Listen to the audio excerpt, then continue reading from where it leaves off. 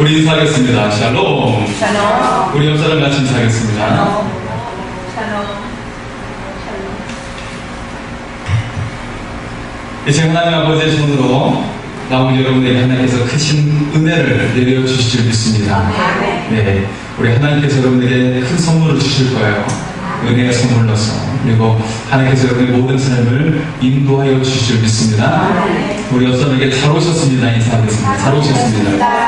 잘 오셨습니다. 네, 잘 오셨습니다.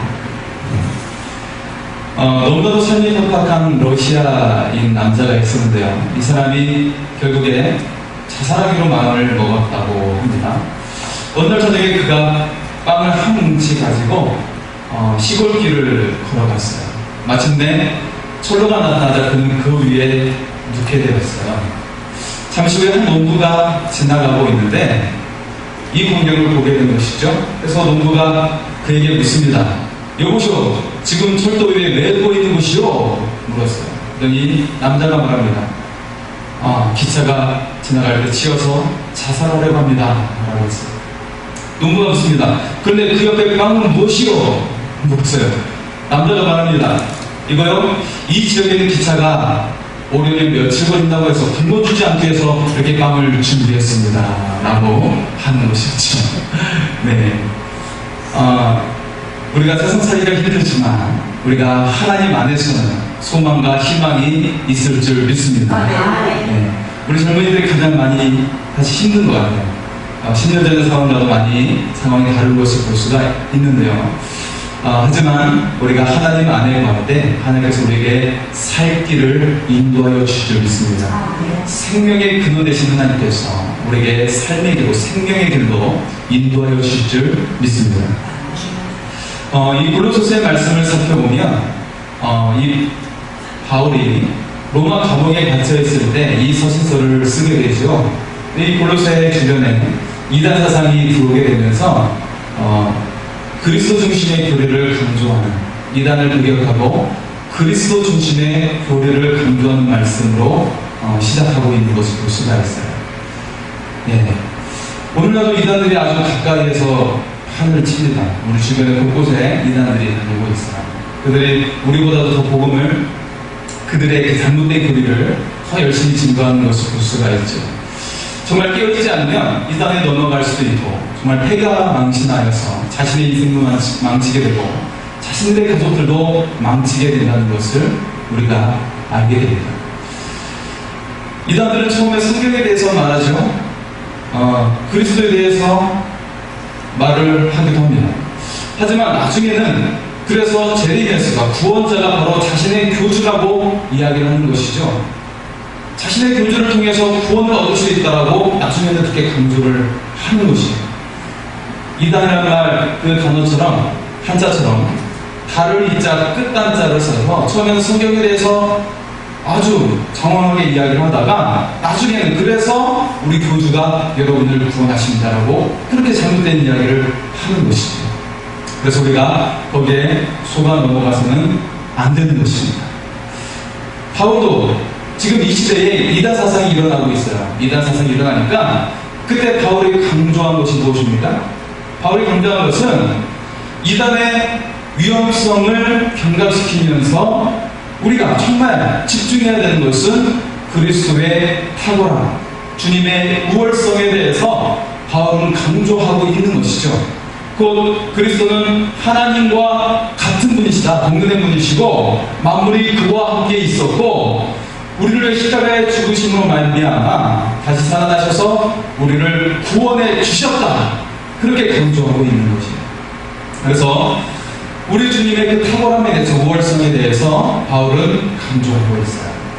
그래서 1장과 2장 말씀 속에, 골로새서 1장과 2장에서는 그리스도의 우월성과 이단 숭배의 위험성에 대해서 설명하고 있는 교리에 대해서 이야기를 하고 있었어요. 그리고 지금 우리가 살펴보는 3장의 말씀 속에서는 그렇다면 우리는 그리스도 안에서, 우리가 그 안에 거함으로 말미암아 어떤 사람이 된다? 새로운 사람이 된다라고 말하고 있어요.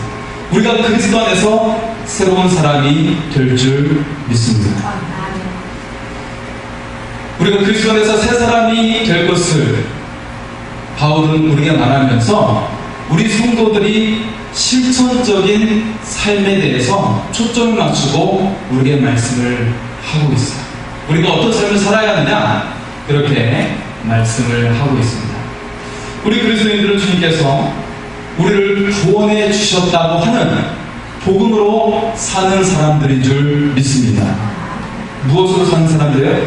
복음으로 사는 사람들이에요. 우리에게 복음이 없으면 아무 의미가 없는 거예요. 신앙생활에 의미가 없는 것입니다. 이 복음이라는 것은, 주님께서 우리를 구원해 주셨다는 것은 나중에 우리가 죽음 이후에 하나님의 나라 간다는 것에만 그친 것이 아니라 오늘 우리의 삶에도, 매일의 삶 가운데도 이미 하나님께서는 구원을 완성하셨다라고 믿는 그 믿음이 있기를 소원합니다.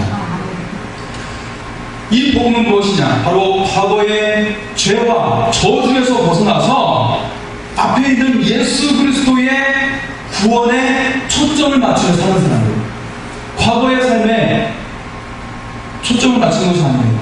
우리의 삶에 어디에 초점을 맞춰요? 우리를 구원하신 하나님 앞에 초점을 맞추는 사람들인 줄 믿습니다.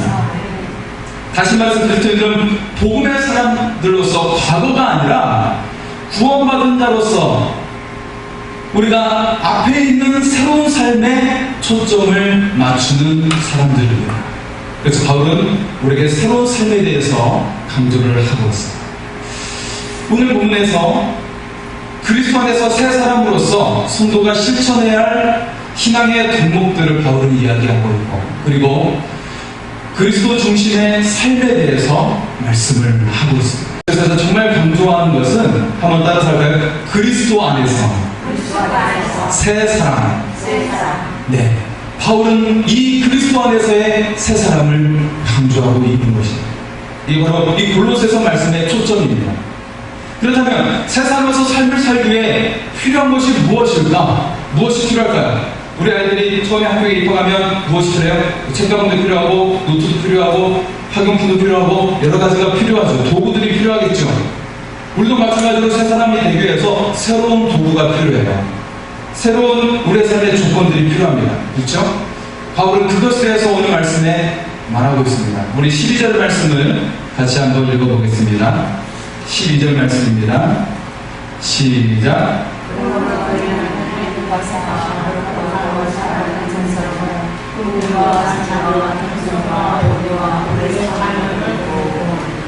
아멘. 이 말씀에서 중요한 그런 사항들이 있죠. 우리가 가진 성경에는 옷입고라는 말이 맨 마지막에 나오고 있지만, 헬라어 원문에는 문장 맨 앞에 명령형으로 시작하고 있어요. 우리에게 옷을 입으라 라고 그렇게 시작을 하고 있어요. 즉 바울은 골로새 성도들과 오늘 우리들에게 너희들은 옷을 입으라고 외치고 있어요. 여러분, 옷이 무엇을 가리킵니까? 우리를 보호해주죠. 그리고 우리의 신분을 나타내고 있습니다. 우리의 모습을 나타내고 있어요. 네. 바울은 우리에게 옷을 입으라 라고 제시하고 있는데, 어떤 내용의 옷을 입냐라는 그 내용들이 바로 긍휼과 자비와 오류와 오래 참음, 겸손과 온유와 오래 참음이라는 5가지의 항목에 대해서 이야기를 하고 있습니다. 그런데 이 옷을 입기 전에 바울은 3가지 단어를 사용해서 우리 성도들이 가져야 하는 자격 요건에 대해서 말을 하고 있어요. 여러분, 옷이 우리를 보호해주고 우리의 신분을 나타내준다고 이야기했어요. 그렇다면 그 옷에 걸맞는 무엇이 있어야 됩니까? 자격이 있어야 돼요. 경찰은 경찰 제복을 입기 위해서 무엇이 필요하죠? 경찰로서의 자격이 있어야 돼요. 그가 시험에 통과하고 국가에서 임명하는 흉패를 받고 1년 보도를 받게 되면서 그가 경찰로서 치안의 일을 담당하는 그런 일을 허가를 받게 되는 것이죠. 우리도 마찬가지입니다. 우리가 하나님의 그리스도의 사람으로서 성도로서 우리가 그런 자격을 받기 위해서 요건, 그 자격 요건이 반드시 필요하다는 것이죠.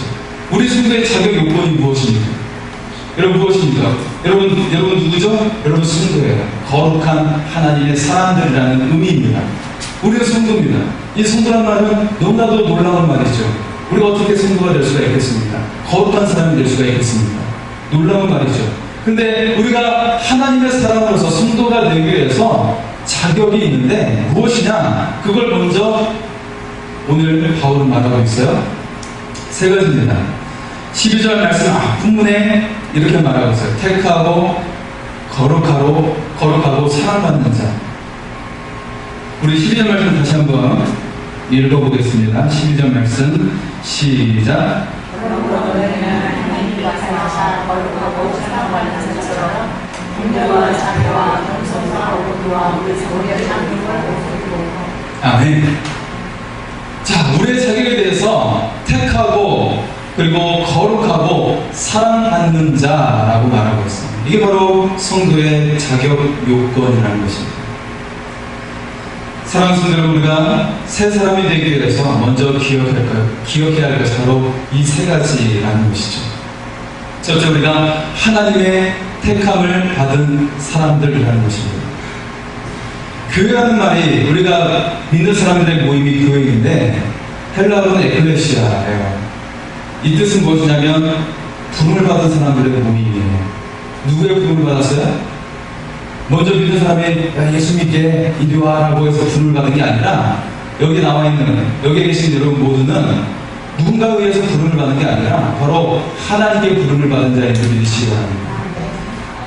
그 사람을 통해서 내가 아는 사람을 통해서 하나님께서 그를 도구로 사용하셔서 부르신 것이지 우리는 모두 다 하나님께 부르심을 받은 사람이 있는 줄 믿으시기 바랍니다. 우리는 주님께 택하심을 받아서 부르심을 입었어요. 그리고 저마다 하나님의 사명을 가지고 있는 자들입니다. 여러분, 나의 사명은 무엇일까? 내게 주신 달란트는 무엇이고 나의 사명은 무엇일까 한번 생각해 보세요. 하나님께서는 모세를 사용하실 때도 그를 택하여 부르심으로 사용하셨어요. 여호수아도 마찬가지로 그를 부르셔서 택하셔서 사용하셨어요. 기드온을 부르셔서 택하셔서 이스라엘을 그 적으로부터 구원해내셨어요.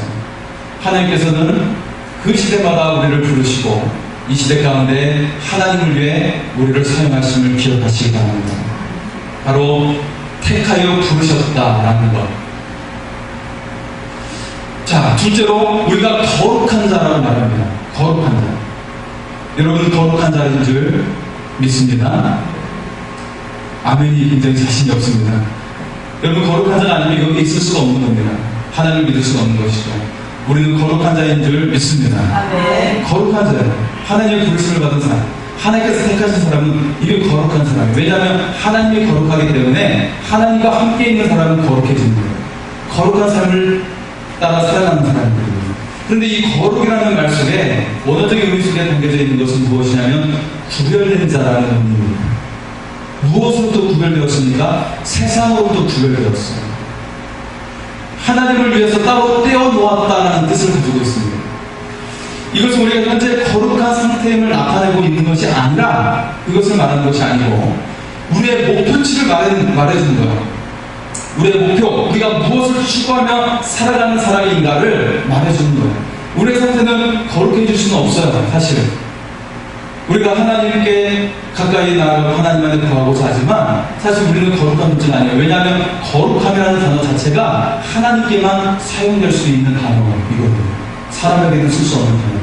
하지만 오늘 바울이 성도를 향해서 거룩한 자라고 말하는 것은 그리스도 안에 거하기 때문에 그리스도 안에서 거룩하다는 말을 쓰고 있는 것입니다. 그래서 이 성도들은 무엇이냐? 그 상태가 거룩하다는 말이 아니라 그 삶의 목표가 거룩함을 향해 나아가는 사람들이라고 말하는 것이죠. 우리의 삶의 목표가 거룩함을 향해 가는 사람들이라고 말하는 것입니다. 결국 하나님께서 우리를 거룩해서 부르신 것이 아니라 이 세상과 구별되어 거룩함을 추구하면서 살아가라고 부르신 것입니다. 우리는 거룩함을 위해 부르심을 받은 사람인 줄 믿습니다. 자, 세 번째로 우리 성도의 존재에 대해서 우리가 사랑받는 자라고 부르고 있어요. 한번 따라서 할까요? 나는 하나님께 사랑받는 자이다. 좀 더 자신 있게 나는 하나님께 사랑받는 자이다. 할렐루야. 여러분 이것이 굉장히 중요한 거예요. 내가 하나님께 사랑받기 때문에 우리가 주님의 몸된 교회에서 이 세상을 살아가면서 누군가를 사랑할 수가 있는 것입니다. 자, 사랑받는 자로 우리는 부름을 받았어요. 하나님의 사랑받는 자로 부름을 받았습니다. 이것은 우리를 가진 하나님의 마음을 나타내는 것이에요. 로마서 5장 8절에 우리가 아주 죄가 되었을 때 그리스도께서 우리를 위하여 죽으심으로 하나님께서 우리에 대한 자기의 사랑을 확증하셨다고 말씀하고 있습니다. 우리가 아직 죄인이었지만 주님께서 우리를 대신해서 예수 그리스도를 주심으로 말미암아 하나님께서 우리에 대한 자기의 사랑을 확증해 보여주셨다는 거예요. 이건 법률 용어입니다. 증거로 보여주셨다는 거예요. 법률 용어로 사용하면서 우리 주님께서 확증해 주셨다는 것입니다. 다시 말해서 우리의 구원을 보증해 주신 겁니다. 할렐루야. 지금 누구의 재판이 지금 계속되고 있어요? 전직 대통령의 재판이 계속되고 있고, 우리나라 국정을 무너졌던 최순실의 재판이 계속되고 있고, 우리나라의 가장 큰 그룹인 삼성그룹의 이정우 회장의 부회장의 재판이 계속되고 있어요. 근데 누군가 협의 없음이라는 그 증거를 확실하게 확증해 준다면 얼마나 좋겠습니까? 그러면 이제 풀려나는 거예요. 여러분, 인생의 가장 큰 고통 중에 무엇이냐면, 여러 가지 우리가 뭐 빚을 지고 그런 것도 있겠지만 그보다 더 큰 게 재판이 계속되는 거예요. 그것만큼 삶을 피말리게 하는 것이 없습니다. 그런데 그런 과정 가운데 하나님께서 나를 확증해 주셨다면 얼마나 좋겠습니까? 너는 이제 죄가 없어, 너는 이제 자유야 라고 하면 얼마나 좋겠어요. 바로 주님께서 예수 그리스도를 주시는 말미암아 우리를 사랑하셨다고, 우리를 보내주셨다고 확증해 주셨음을 믿으시기 바랍니다. 자, 바로 이 사실로서 우리가 하나님께 사랑받는 자라고 하나님은 우리에게 온몸으로 확증해 주셨습니다. 그러한 우리들에게 사도 바울은 궁일과 자비와 겸손과 그리고 오래 참음이라는 옷을 입으라고 말씀을 하고 있습니다. 궁일이라는 헬라어 의미 속에는 창자의 마음이라는 뜻을 가지고 있어요. 무슨 뜻입니까? 그 시대에는 마음이 어디 있다고 생각했어요? 배에 있다고 생각했어요. 그래서 배가 꼬르르 하는 거예요. 아, 굉장히 궁핍합니다. 네, 꼬르르 하면. 우리나라 식당에는 뭐가 있습니까? 우리나라 말에도 사촌이 딴 자면 뭐가 떠오래요? 배가 아프다고 가슴이 아프다고 하죠. 네. 옛날 시대에도 그런 비슷한 말이 있어요. 그 당시 시대에는 마음이 창자에 있다고 생각했어요. 창자에 있다고 생각했는데, 하지만 성경에서 말하는 궁일의 의미는 무엇이냐면, 창자의 마음이라고 이 어원적인 데 들어가 있지만, 성경 속의 의미는 같이 아파하는 마음을 말하고 있는 것입니다. 오늘날에는 마음을 심장으로 표현하고 있죠. 이처럼 함께 마음으로 아파하는 것이 바로 궁일의 마음이라고 이야기하고 있어요. 이 마음을 가지라고 말하고 있습니다. 하나님의 궁일을 말하는 히브리어 라쿰이라는 단어는 좀 더 다른 차원의 의미를 갖고 있어요. 하나님의 궁일은 우리가 가지고 있는 궁일과 차원이 다른 의미를 가지고 있어요. 그것은 무엇이냐면, 역시 이 라쿰이라는 단어가 하나님께 사용되어지는 단어인데, 그 자녀를 태중에 품는, 그 자궁성에 품는 그 하나님을 가리키고 있는 거예요. 라쿰은 어머니의 자궁을 의미하고 있어요. 태중에 품고 있다. 우리를 하나님의 그 태중에 품고 있는 그 마음이라고 이야기하고 있는 것이에요. 여러분, 얼마나 자녀가 태중에 있으면 얼마나 귀한 것이죠? 모든 사람들이 교화하려고 하고 있고, 여러분, 임신한 어머니가 암에 걸려도 그 아기는 암에 전혀 영향을 받지 않아요. 그만큼 어머니의 그 자궁은 놀라운 생명의 소망을 가지고 있어요. 자생명을 가지고 있고, 굉장히 그 생명에 뛰어난 탁월함을 가지고 있는 것이 그 안에서의 능력입니다. 바로 하나님께서 우리를 궁일로서 그렇게 품어주셨다는 것이에요. 마치 인큐베이터와 같이 무菌 상태로서 우리가 가장 강력한 생명의 상태로 우리를 품어주셨다는 것이 바로 하나님의 궁일의 마음입니다. 우리가 이처럼 하나님의 궁일을 배우고 우리도 궁일의 마음을 가질 수 있기를 소원합니다. 한번 따라서 할까요? 궁일의 마음으로 함께 아파하겠습니다. 네. 두 번째는 자비에 대해서 말하고 있는데요. 이 자비는 연약한 자를 향한 친절과 관심이죠. 특히 하나님께서 성도들에게 인자를 베푸시는 것처럼 우리가 서로 인자함을 베풀고 그리고 친절을 베풀라는 것입니다. 한번 따라할까요? 자비의 마음으로 친절하게 대하겠습니다. 관심을 베풀겠습니다. 이게 바로 자비입니다. 그리고 세 번째는 겸손이죠. 일반적으로 겸손이라고 우리가 생각하는 것은 자신의 약함을 인정하고 스스로 낮추는 것을 말하는 것이죠. 그런데 하나님 안에서 겸손이라는 것은 좀 더 다른 차원의 의미를 가집니다. 그것은 하나님 앞에서 죄인임을 알고 늘 하나님께 나아가야 하는 존재라는 의미를 갖고 있습니다. 이게 바로 겸손이에요. 진정한 겸손은 무엇이냐면 내가 나의 연약함을 인정해요. 내가 하나님 앞에서 죄인임을 인정하고 늘 하나님 앞에 나아가는 존재예요. 하나님 앞에서 우리가 떨어져서는 살 수가 없는 존재라는 의미를 가지고 있는 것입니다. 그래서 한번 우리 같이 따라하겠습니다. 하나님 앞에서 죄인임을 알고 날마다 겸손히 하나님께 나아가겠습니다. 할렐루야. 이 말씀에는 우리가 하나님을 떠나서는 살 수 없는 존재라는 것입니다. 우리가 늘 언제나 하나님 안에 거해서 하나님의 크신 능력의 공급을 받을 수 있기를 소원합니다. 그리고 네 번째가 온유라는 단어이죠. 우리가 온유에 대해서 생각하면 단지 부드러운 마음이라고 생각할 수가 있죠. 그러나 성경에서 말하는 온유라는 이 의미 속에는 지속적으로 흔들리지 않고 굳건하게 서 있는 신념에 대해서 말합니다. 굳건하게 서 있는 신념의 상태가 바로 온유의 상태라는 것입니다. 이것에 대해서 성경은 이미지화로 우리에게 보여주고 있는 그림인데 그것은 무엇이냐면 무엇이에요? 제가 자주 사용하는 표현이죠. 사자가 양의 탈을 쓰고 있어요. 이게 바로 온유의 마음이에요. 양은 굉장히 부드럽고 친근한 동물인데 그 안에는 강인한 사자, 동물의 왕이 들어가 있어요. 바로 그와 같은 사람이 모세와 같은 지도자였고 예수님이 바로 그와 같은 분이셨어요. 굉장히 부드럽고 온유한 분이셨지만 그 안에 어떤 분, 강인한 하나님과 같은 바로 절대자이신 신으로서 우리 예수님이 계셨다는 것입니다. 한번 따라할까요? 양처럼 친절하게, 사자처럼 강한 믿음으로, 할렐루야, 이런 온유함이 있기를 소원합니다. 그리고 다섯 번째입니다. 오래 참음이죠. 여러분, 성경의 사랑장이라고 말하는 말씀이 어디에 있죠? 고린도전서 13장에 있죠. 거기에 보면 4절에서 7절까지 사랑에 대해서 쭉 열거하고 있어요. 사랑은 오래 참고로 시작해서 7절 끝에 뭐라고 끝나냐면 사랑은 오래 견디느니라. 이게 무슨 의미입니까? 사랑은 오래 참고로 시작해서 오래 참음으로 끝난다는 것이죠. 한마디로 사랑의 완성은 오래 참는 것이라는 것입니다.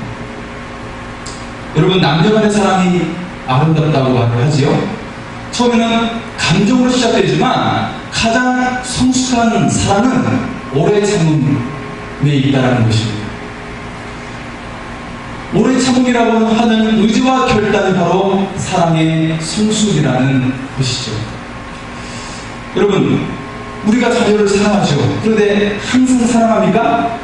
자녀가 때때로 무언가 부족하고 기대한 것에 미치지 못할 때가 있고 무언가 잘못을 범할 때가 있어요. 때때로 거짓말을 할 때도 있고 그럴 수가 있어요. 그런데 그 자녀를 끝까지 사랑하고 격려하고 지켜줘야 하는 존재가 누구입니까?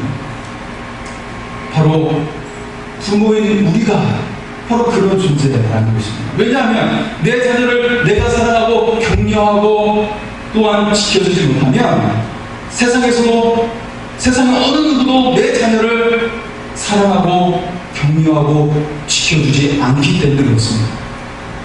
바로 부모가 내 자녀를 끝까지 사랑하고 격려하고 지켜줘야 한다는 말이죠. 이것이 바로 우리 남신도들의 아버지 학교가 있어요. 또 어머니 학교가 있어요.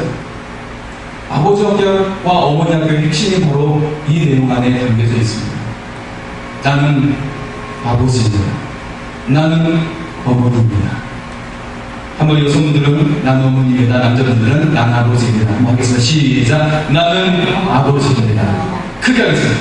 나는 아버지입니다. 오른손을 들고 나는 아버지, 나는 어머니입니다. 시작. 나는 아버지입니다. 할렐루야. 진정한 여러분, 아무나 하나님께서 아버지 되고 어머니 되게 하지 않습니다. 우리의 이런 놀라운 축복을 부여하신 하나님의 뜻을 따라서 우리가 아버지 되고 어머니가 될 수 있기를 소원합니다. 자, 바로 이런 마음이 우리가 매일같이 새겨야 하는 그런 마음이에요. 이와 관련된 구체적인 말씀, 나는 아버지, 나는 어머니로서 우리 가족에 대해서, 우리 가까이 있는 관계에 대해서 말씀하는 그 말씀이 오늘 말씀 이후에 나오는 18절 말씀에 나오게 됩니다. 다음 주에는 그런 내용에 대해서 같이 나눠보도록 하겠습니다. 여러분, 사랑의 완성은 오래 삶에 있다는 것을 기억하시기 바랍니다. 한번 따라서 하겠습니다. 사랑하겠습니다. 오래 참음으로 사랑을 완성하겠습니다. 할렐루야. 여러분, 사랑의 완성은 오래 참음에 있습니다. 자, 그리고 13절에서 17절에 보면 삶의 자세에 대해서 우리에게 4가지를 전해주면서 오늘 말씀이 끝나게 되죠. 그 첫 번째가 바로 서로 용납하고 피차 용서하라 라고 말하는 거예요. 두 번째는 사랑을 더하라 하고 있고, 세 번째는 평강하고 감사하라. 평강하고 감사하라. 네. 그래서 이 말씀을 할 때는 평강이 너희 마음을 주장하게 하라. 너희는 평강을 위하여 한 몸으로 부르심을 받았나니 너희는 또한 감사하는 자가 되라 라고 말하고 있어요. 여러분, 우리는 평강을 추구하고 감사를 늘 고백하는 자인 줄 믿습니다. 한번 따라서 할까요? 항상 평강을 추구하고 하나님께 감사합시다. 할렐루야. 바로 우리 성도들의 기본적인 삶의 자세입니다. 그리고 네 번째는 우리 안에 말씀이 풍성하게 하고 하나님을 찬양하고 아버지께 감사하라는 말입니다. 감사하는 말이 계속 반복되고 있죠. 자, 그런데 여기서 13절 말씀에 주께서 너희를 용서하신 것 같이 너희도 그리하라고 말씀하고 있어요. 우리 신앙이 공허하지 않는 이유가 있는데요. 하나님께서 일반적으로 우리에게 요구하시는 분이 아니시라는 것이에요.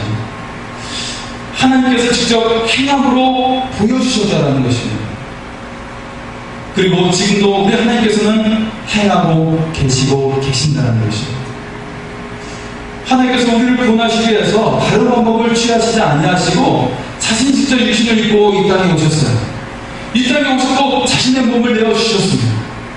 자신이 직접 우리를 죄에서 용서하시기 위해서 자신을 내어주셨어요. 그렇게 해서 용서에 먼저 용서를 보여주셨다는 사실입니다. 그래서 우리가 다른 사람을 용서할 수 있는 근거는 어디에 있습니까? 하나님께서 나를 용서해 주셨기 때문에 다른 사람을 용서할 줄 믿습니다. 그 사람이 나를 아직 용서를 구하지 못했어요, 사과하지 못했어요 라고 할 수도 있겠죠. 우리가 하나님께 먼저 용서를 구한 적이 있습니까? 아니요. 하지만 하나님은 먼저 우리를 용서해 주셨어요. 2000년 전에 예수 그리스도의 십자가에 죽으심과 그 피 흘리심으로 말미암아 우리를 처절하게 우리의 죄를 용서해 주셨다는 사실입니다. 여러분, 용서해 주셨어요. 더 이상 죄 가운데 살지 마시기 바랍니다. 죄 가운데 살지 마시고, 그리고 죄책감 가운데 더 이상 사로잡히지 않기를 소원합니다. 더 이상 악한 영에 사로잡히지 마시기 바랍니다. 연약함에 갇혀있지 마시기 바랍니다. 이미 주님께서 모든 것을 풀어주시고 우리를 자유하게 만들어주셨어요. 때때로 물론 우리의 삶에 여러 가지 문제가 올 수 있고 질병도 올 수 있고 어려운 일이 있을 수 있어요. 하지만 더 이상 그 가운데 우리가 처해 있는 것이 아니라 주님과 더불어서 우리가 모든 것을 용서함을 받고 승리하는 하나님의 사람이 되기를 소원합니다. 한번 따라서 하나님 안에서 승리했습니다. 승리했습니다. 하나님 안에서 하나님 안에서 승리했습니다. 승리했습니다. 할렐루야. 아멘. 주님은 우리를 용서해 주셨습니다. 우리도 그 주님을 따라서 다른 사람을 용서할 수 있기를 소원합니다. 나 자신도 용서할 수 있어요. 내 과거에 대해서도 용서할 수 있어요. 그리고 모든 것을 씻어버리고 우리는 어디를 향해 가는 존재예요? 앞에 있는 믿음을 향해 살아가는 존재인 줄 믿습니다. 우리에게 주신 그 복음을 향해 살아가는 존재인 줄 믿습니다. 이 복음에는 가장 높으신 분의 희생이라는 사랑과 헌신을 통해서 감동과 존경이 있습니다. 하나님께서 일방적으로 율법을 주시면서 우리에게 타인을 용서하라고 하신 것이 아니라 바로 우리 주님께서 우리 죄를 용서하신 것처럼 우리도 서로 용서하는 자가 되라고 말씀하고 있는 것입니다. 한 사람이 가고 다른 사람이 많으면 길이 된다는 말이 있어요. 계속 사람이 가다 보면 그게 바로 길이 된다는 말이죠. 지르신 예수님께서 먼저 걸어가신 그 길을 우리가 따라가다 보면 우리를 통해 아직 하나님을 모르는 사람들도 그 지지를 보게 될 줄 믿습니다. 여러분의 삶을 통하여 하나님의 생명이 증거될 줄 믿습니다. 바울에게 그리스도 안에서 새 사람이 되기 위해 여러 가지 방법을 말하고 있고 삶의 자세를 말하고 있어요. 그리고 이 모든 것들이 어디에 근본으로 세워져야 하는지 소개하고 있습니다. 우리 마지막으로 14절의 말씀을 함께 읽겠습니다. 14절입니다. 시작.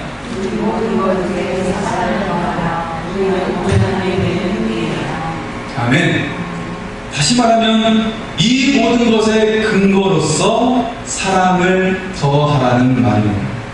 그리고 이 사랑은 모든 것을 빈틈없이 완전하게 만드는 것이라고 이 의미 속에는 우리에게 말해주고 있는 것입니다. 오늘 본문의 시작을 바울이 어떤 명령으로 시작한다고 했죠? 옷을 입으라 라고 시작을 했어요. 그런데 바울이 그렇게 우리에게 명령하고 있는데 여러분 그 당시 시대에 옷을 입을 때 맨 마지막 마무리가 어떻게 옷을 입을 때 마무리를 지그리죠? 우리 한국 사람은 옷을 다 입고 나서 어떻게 마무리를 했어요? 저고리를 매듭을 냈어요. 신발에 매듭을 냈어요. 모든 옷이 다 갖추어지고 나서 맨 마지막에 하는 것은 끈을 묶는 것입니다. 군인도 모든 것을 다 갖춘 다음에 자신의 허리띠를 매는 것이 군인의 복장이 최종으로 끝나게 되는 것입니다.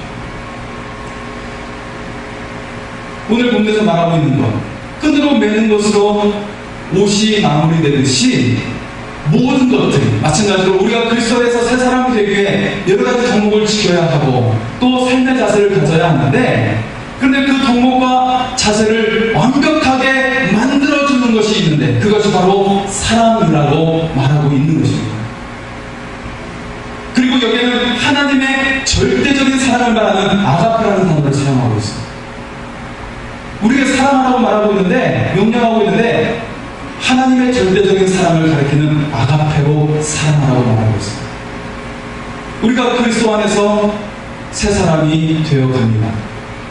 그래서 긍휼과 자비와 겸손과 온유와 오래 참음을 우리가 그것으로 말미암아 지어져 가게 됩니다. 우리 삶에 용서와 평강과 사랑과 찬양이라고 하는 삶의 자세를 가지라고 바울은 또 말하고 있어요. 그리고 이 모든 것으로 우리가 그리스도의 새 사람으로 지어져 간다고 말해주고 있어요.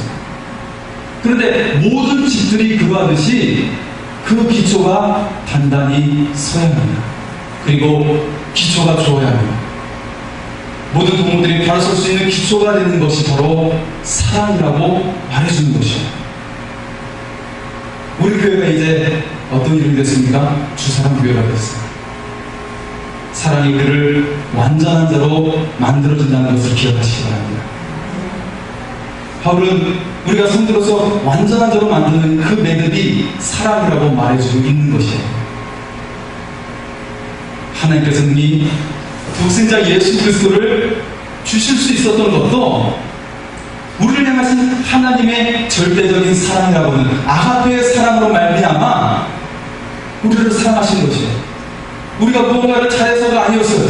우리가 잘나서가 아니었어요.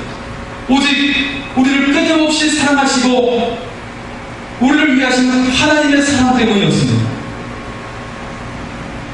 오직 하나님의 절대적인 아가페의 사랑으로 우리를 사랑하기로 결단하신 하나님의 아가페의 사랑으로 우리가 구원을 얻게 된 것입니다. 이처럼 우리도 다른 사람을 어떤 조건으로 어떤 이유로 사랑하는 것이 아니라 그 하나님의 우리를 사랑하기로 결정하셨던 그 사랑으로 우리도 서로 사랑하기로 결단할 수 있기를 소원합니다. 우리 옆 사람에게 당신을 사랑하기로 결단했습니다. 한번 고백할까요? 당신을 사랑하기로 결단했습니다. 당신을 사랑하기로 결단했습니다. 할렐루야. 네. 하나님의 사랑은 바로 이런 사랑이었어요. 우리를 양자 삼아 주셨는데 내가 너희를 자녀로 삼겠다고 결단하신 거예요. 결정하신 거예요. 내가 너희를 사랑하기로 결정하셔서 독생자 예수 그리스도를 주신 것입니다. 엄청난 대가를 치르신 것입니다. 우리도 그 하나님의 사랑으로 서로 사랑할 수 있기를 소원합니다. 한 가지 예언을 하고 마치겠습니다. 한 목사님이 도자기 공장지대에 살고 있는 한 남자를 방문하게 되었어요. 그 사람은 젊었을 때 신앙을 갖지 않고 그런 사람이었습니다. 목사님 그 집에 도착해서 유리 상자에 든 2개의 좋은 꽃병을 보고 굉장히 큰 감탄을 하게 되었어요. 그러면서 이렇게 말했습니다. 와, 참 멋있군요. 아주 귀한 것이겠죠? 했어요. 그때 주인이 그렇습니다 라고 말하는 것이죠. 그 목사님께서 얼마면 그것을 파시겠어 하자 그 주인이 말합니다. 고개를 저으면서 이 세상에 어떤 돈을 주고서도 이것을 할 수가 없습니다. 그리고는 이렇게 그가 말을 이어온 것입니다. 저는 몇 년 전까지만 해도 술에 빠져 살고 있었습니다. 술주정뱅이였습니다. 누룽꾼이었습니다. 말하자면 마귀에게 영혼을 맡겨놓고 살았던 사람이었습니다. 그런데 어느 날 친구의 권유로 교회 집회에 가게 되었습니다. 그 집회에 나오고 집에 돌아오는 길에 우연히 쓰레기더미에 있는 큰 무더기를 보게 되었습니다. 누구가 쓸 데가 없어서 버린 큰 무더기 같았습니다. 저는 그걸 집에 가져와서 반죽을 하고 모형을 만들고 부어냈습니다. 결국 쓸모없던 흙으로 2개의 화병을 만들어낸 것입니다. 그날 저는 이렇게 생각을 했습니다. 내가 이런 일을 할 수 있다면 하나님께서 나를 가지고 똑같은 일을 하실 수 있을까? 그때부터 저는 제 자신을 하나님의 손에 맡기고 하나님께서 저를 새 사람으로 만들어달라고 기도했습니다. 다시 말하면 하나님께서 그 쓰레기장에 큰 무더기와 같은 나를 아름다운 꽃병으로 만들어 주신 것입니다. 지난날 우리들의 삶도 지치고 피곤하고 힘들고 고민하는 인생이었는지 모릅니다. 때때로 어떤 희망도 볼 수 없는 가장 처참한 인생이라고 생각했던 사람들이었는지 모릅니다. 오늘 우리가 주 안에 깊이 거하며 말면 우리가 그리스도 안에서 새 사람이 되기를 소원합니다. 우리 자신을 하나님께 맡길 때 버려진 큰 무더기와 같은 우리를 아름다운 화병으로 꽃병으로 우리를 만들어 주실 것입니다. 오직 우리 안에 주님의 사랑으로 채울 수 있기를 소원합니다. 우리들도 신앙의 삶을 살아가면서 이 모든 것 위에 사랑을 더함으로 완전한 자로 나오게 되기를 소원합니다. 주님 손에 우리를 맡김으로 우리를 아름답게 만들어 가시고 완전한 자로 만들어 가시는 하나님의 은혜가 임하기를 소원합니다. 우리 말씀을 생각하면서 같이 기도하겠습니다. 사랑해 주신 하나님, 기분도 때때로 낙심할 때가 있고 힘겨워서 잠을 못 이룰 때가 있습니다. 하지만 아버지 하나님, 내가 다시금 주님께 철저히 나를 주님의 손에 맡깁니다. 나를 주님 손에 맡기오니 큰 무더기와 같은 우리를 주여 만들어 주셔서 아름다운 옷깃처럼 하나님께서 나를 만들어 주시고 새롭게 하여 주시고 하나님의 능력 가운데 들려지게 하여 주시옵소서. 우리 주여 외치고